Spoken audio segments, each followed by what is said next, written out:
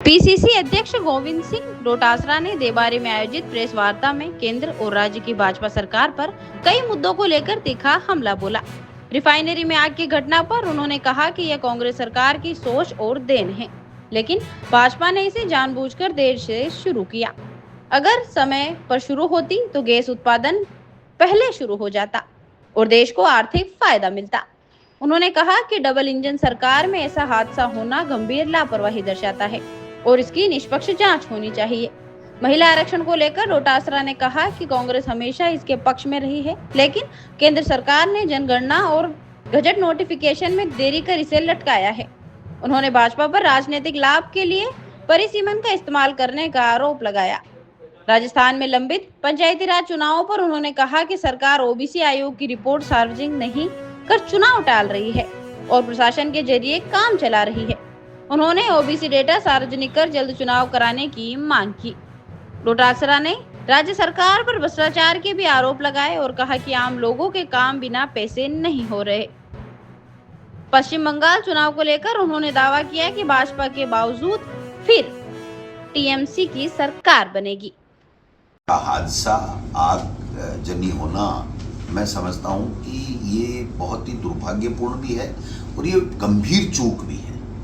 देश के प्रधानमंत्री अगर उद्घाटन करने आ रहे हैं, पूरा देश लगा हुआ है, पूरा डबल इंजन की सरकार लगी हुई है और उसके बाद में इस तरीके से आग के हवाले हो जाना ये कोई साधारण घटना नहीं हो सकती है। अगर ईश्वर ना करे ऐसा नहीं हुआ, अच्छी बात है, वरना देश के प्रधानमंत्री उस रिफाइनरी में हों, लाखों लोग जैसे बीजेपी बता रही थी वहां पर हों और उसके बाद में इस तरह का हादसा हो जाए तो मैं समझता हूं कि हम तो कहीं मुंह दिखाने लायक नहीं रहता।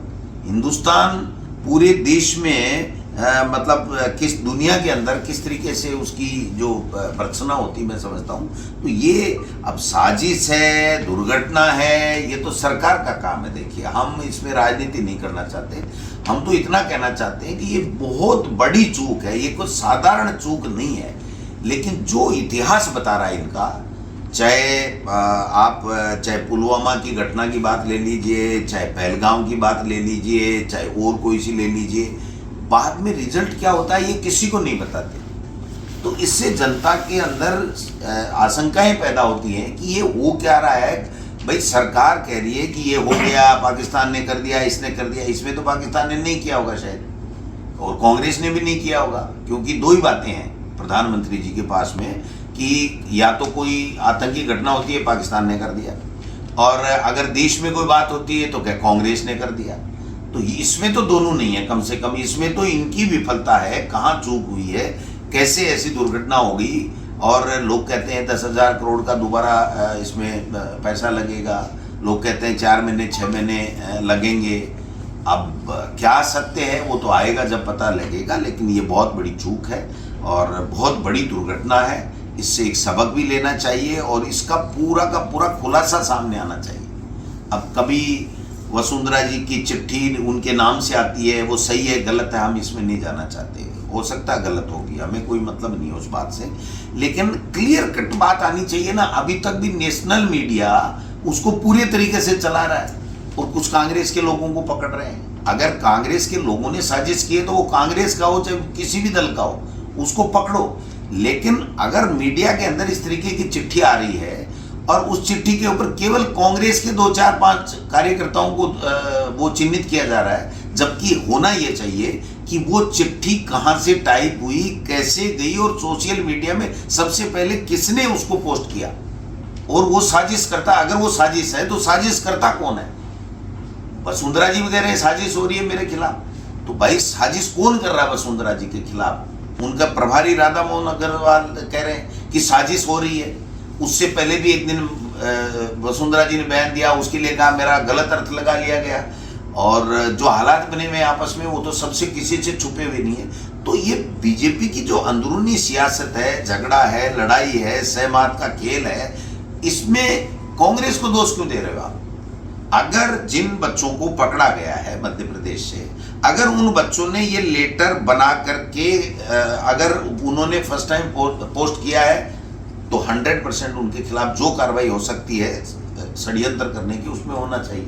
लेकिन अगर आपके और हमारे पास ऐसी चिट्ठी आ गई और सोशल मीडिया पे आगे से आगे चली गई, तो लाखों लोगों के पास गई होगी, मिलियंस में पहुंच गए होंगे, तो फिर उनके सबके खिलाफ कार्रवाई होनी चाहिए। तो आम जनता के खिलाफ कार्रवाई करने के बजाय अपने अंदरूनी झगड़े को वो सुलझाएं और बैठ करके तय करें कि ये षड्यंत्र है या सच्चाई है। ये जनता के सामने आना चाहिए, जिससे जनता को पता लगे। महिला आरक्षण जी सर, महिला आरक्षण की बात ये देखिए। रेस्टोरेंट जाते ही वही पुरानी कहानी, मेन्यू लंबा लेकिन दिल की पसंद अधूरी। किसी को पनीर चाहिए, किसी को मलाई कोफ्ता, तो कोई दाल तड़का पर अड़ा रहता है, और आखिर में समझौता सबको करना पड़ता है। अब नहीं, होटल देवदर्शन लेकर आया है ऐसा ऑफर जो हर टेबल पर खुशियां परोस देगा।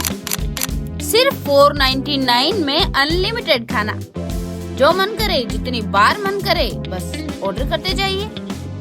पनीर भी, मलाई कोफ्ता भी, दाल तड़का भी और भी ढेर सारी वैरायटी। हर प्लेट में फुल स्वाद, हर बाइट में मजा। अब ना कोई बहस ना कोई समझौता, बस खाइए, खिलाइए और दिल खोल कर मजे उठाइए।